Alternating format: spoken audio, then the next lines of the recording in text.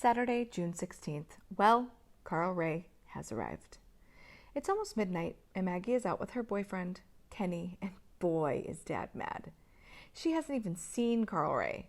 That's not why Dad is mad. He's mad because Maggie and Kenny left at noon, and they were going to the beach, and they didn't say what time they'd be back. She's in real trouble, I think. Everyone else went to bed, but Dad is downstairs waiting. Well, about Carl Ray, what a disappointment he is. I was expecting something quite different. We waited around all morning looking out the windows. Around noon, Dad came back from Alski's. He does the grocery shopping on Saturdays, and afterward, he stops at Alski's, which is an Italian deli, and he buys a bunch of ham and 2 loaves of hot, fresh bread.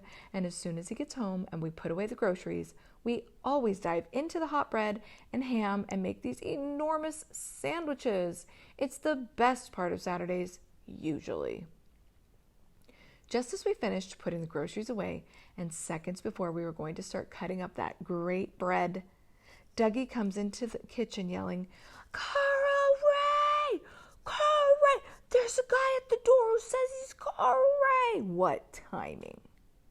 Carl Ray is tall and skinny, about as skinny as a person can be and still be alive. He has the blondest hair, almost white, and it sticks out in places, like at the top of his head and by his ears where it is cut kind of short. He is real pale and has a million freckles all over his face and his arms, which were the only parts of him sticking out, but I bet he has those freckles everywhere. He has tiny little eyes and a tiny nose. In fact, his whole head looks like a miniature of a real person's head. So, there is this tiny little head perched on top of this tall, thin body. And off this body hangs 2 long, thin, freckled arms and 2 long, thin legs and 2 long, thin hands and 2 long, thin feet. What a guy. Carl Ray has hardly talked at all yet, and Mom thinks it's because he is nervous. He keeps looking down at your feet and never looks into your face. After we got him out of the living room and into the kitchen, Mom told us kids to wait and not hog the ham and bread until Carl Ray had his chance to get his. I can see it all now. Carl Ray is going to take over. He is the only one with his own room, and he's the only one who ever got to grab 6 slices of ham and 4 slices of bread before anyone else could even touch it. After lunch, Mom showed Carl Ray to his room and drooled all over, apologizing for the bunnies and stuff. He didn't say one word, just looked around and put his suitcase down. Mom said he might like to rest a while, probably because he ate such a huge lunch. And he nodded and closed his door. Then Mom told us all to be quiet until he got up. Brother! So, all afternoon, everybody tiptoed around, but he didn't even come out of his room until he smelled dinner cooking. Just as we put everything on the table, he appeared. He kind of sneaks up on you. Mom told Carl Ray to sit at the end of the table, opposite Dad.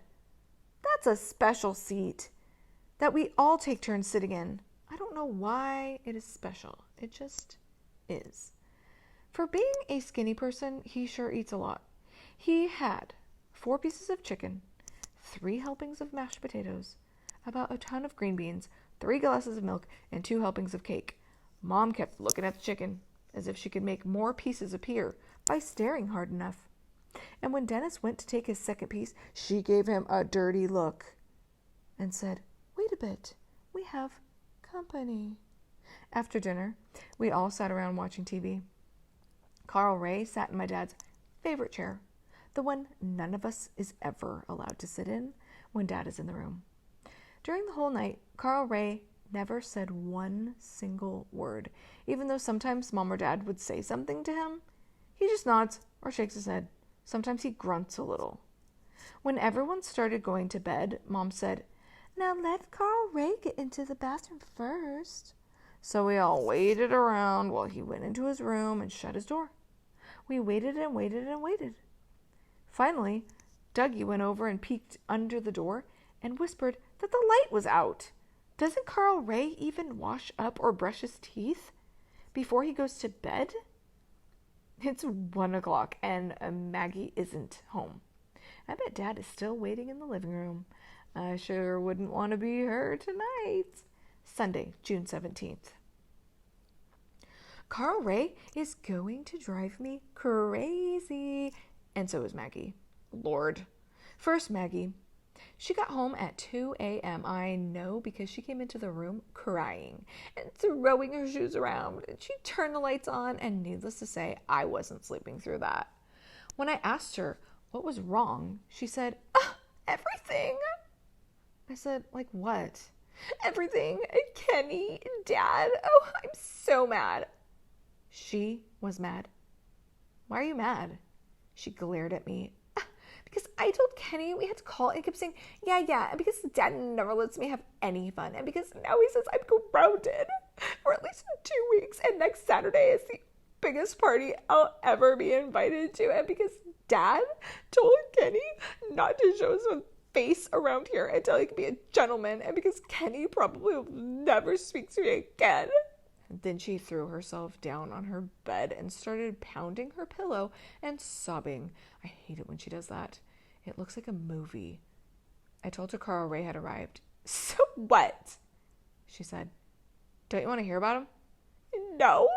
She was pounding the pillow again. This morning, she stayed in bed till noon. And then she was in the bathroom for about 2 hours. And when she came downstairs, finally, her eyes were all puffy, and she wasn't talking to anybody. Whenever Dad came into the room, she'd go storming out. Finally, Dad told her if she didn't quit her theatrics, he was going to ground her for a month, for starters. That made her shape up a little. She's still pretty mopey, and every time the phone rings, she jumps for it.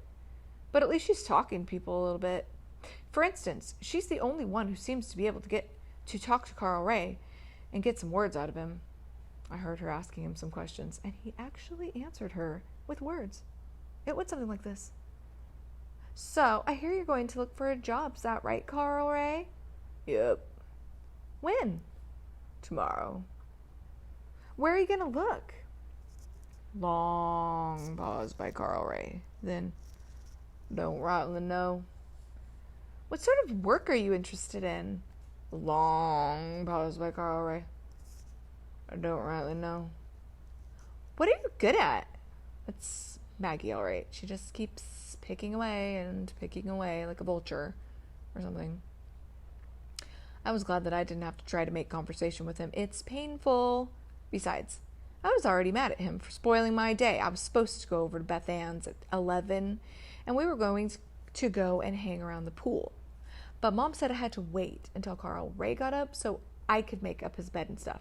I said, what? Why do I have to make up his bed? Because you're responsible for the upstairs and you know you can't leave until it's clean. But why can't he make up his own bed like everyone else?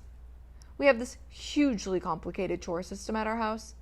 Every year we have a big meeting where we're supposed to swap jobs. It begins all nice and civilized, but ends up in a shouting match. Dennis always gets the easy jobs. I do not. I'll trade you vacuuming for dusting. No way. That's up. Do you get the picture? We're all supposed to make our own beds, but my main chore is to vacuum and dust the upstairs. I had to clean the bathrooms last year. Ugh. But Dennis has that wonderful job now. Back to Carl Ray. I said again, why can't Carl Ray at least make up his own bed like everyone else? Because Carl Ray is our guest, Mary Lou. That drove me crazy. Whenever I'm going to spend the night at someone's house, my mom tells me that I must be very considerate and always make my bed up neatly as soon as I get up. When I reminded her of this, she said, well, his mother might not have told him that. If he's still here in 2 weeks, he'll make his own bed. But if I don't go now, Beth Ann might not wait. Now don't you argue with me. If you're going to argue, then you can stay home all day. Boy, are people touchy lately. So, I waited and waited. I even tried making noises upstairs, like turning on my radio. Mom said, turn that off. You might wake Carl Ray.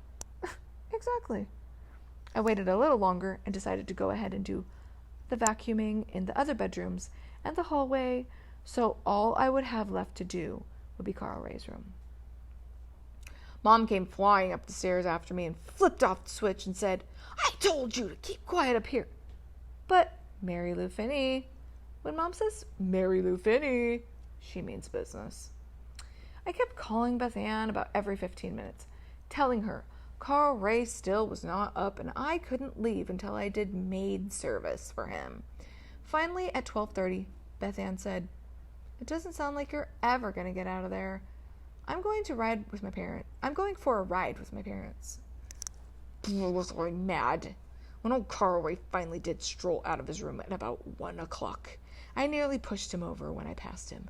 Sure enough, he didn't make his bed. So I did. And I picked up all the stupid gum wrappers that he left all over the floor, and I vacuumed his stupid room.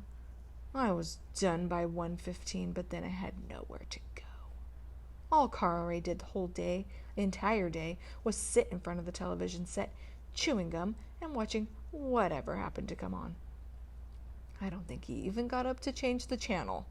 A real live wire, this Carl Ray. What a boring day, with everyone just wandering in and out of rooms, Maggie avoiding Dad, Dad avoiding Maggie, me avoiding Carl Ray, all of us avoiding Mom, who was doing the laundry, and if you get in her way, she makes you fold clothes or iron. I was so bored. I even went with Dennis and Doug over to the field behind Mrs. Furtz's house. There's a big old tree there that sits in a little dip in the ground, and its branches hang real low. So, if you crawl into the dip and under the branches, it's like a fort inside. Anyway, we went in and cleared out some leaves and junk, and we moved the rocks that cover the hole we dug last year. It was funny to see what we put inside. A box of matches, a newspaper, a red ball, 2 packs of chewing gum, a treasure map we had drawn. The treasure consists of 50 cents, which we buried in another hole about 100 yards away, and a deck of cards. Real exciting. We hung around there a while climbing the tree. I have to admit that even though I am 13 years old, I still love to climb trees, pretending we were looking out for enemies and playing cards. We should have brought some food. We were going to chew the gum, but it was all gross from being in the ground for a whole year. It's funny, but thinking about the fort and the field now reminds me of something that happened there 4 years ago. It's a stupid thing, but I'll write it down anyway. I can always rip it out later if it's too embarrassing. I guess I was 9 years old then, and there was this boy named Johnny White who lived down the street from us. He was Dennis's friend, really, and he was a year younger than I was. Anyway, one day, Dennis, Johnny, and I were over in the forest, running around the trees and singing some stupid song. Then Dennis said he was going home to get us some sandwiches so we could have a picnic.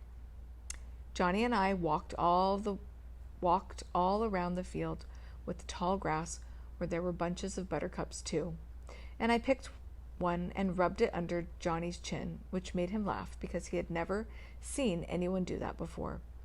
And all of a sudden, I don't know what came over me, but I just reached over and kissed Johnny White on the lips.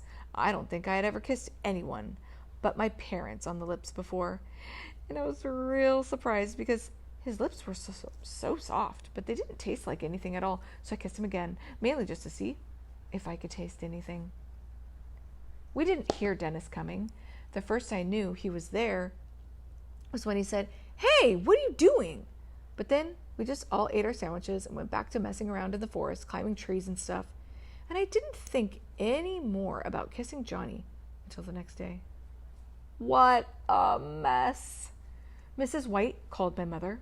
My mom said Mrs. White was almost hysterical. Mrs. White said that Johnny told her all about our necking in the woods and that it was all my idea and that I was too old for her son and her son was too innocent for some wild girl. That's what she called me, Mom said. And she didn't ever want her son at our house again. And I wasn't ever to go near him. And if Dennis wanted to play with Johnny, he would just have to go to their house. But he wasn't ever to bring me. Then Mom asked me to tell her what happened, and I did. She said that someday I would understand why Mrs. White got so upset, and that I should wait a few years before I practice kissing any boys again, because kissing is something you have to be careful about. I asked her why, but she just said that she would have to think of a good explanation, and I should ask her again in a few years. In a few years? Well, I think that now I know what she meant. But it's sad, really, because Johnny and I didn't mean anything by it, and I never got to play with him again. The next time I saw him was about a week later at the drugstore, but he didn't even look at me. He doesn't live on our street anymore, and I'll probably never see him again. I haven't kissed or been kissed by a boy since, and I do wonder if all lips have no taste, like Johnny's. Once, when Beth Ann was telling me about Jerry Manelli kissing her at a school dance, I asked her what it tasted like. What it tasted like? She looked at me like I was some kind of weirdo. Yes. What did it taste like? The kiss? Yes, of course, the kiss. Well, nothing. You mean it tasted like nothing at all? It must have tasted like something. She didn't know about Johnny White, and I didn't want to tell her. For some reason, it made it sound like I knew kisses had to taste like a specific thing. She started fidgeting around. Well, now that you mention it. So it did taste like something? Well, yes, it did. Like what? What did it taste like? She had her eyes closed as if she was trying to remember, and she was moving her lip around. Well, I guess it tasted like chicken. Oh, now that surprised me. Chicken? Are you sure? Well, gosh, Mary Lou, I wasn't paying that much attention. I think it was like chicken. Yes. It's not the sort of taste you would expect, is it?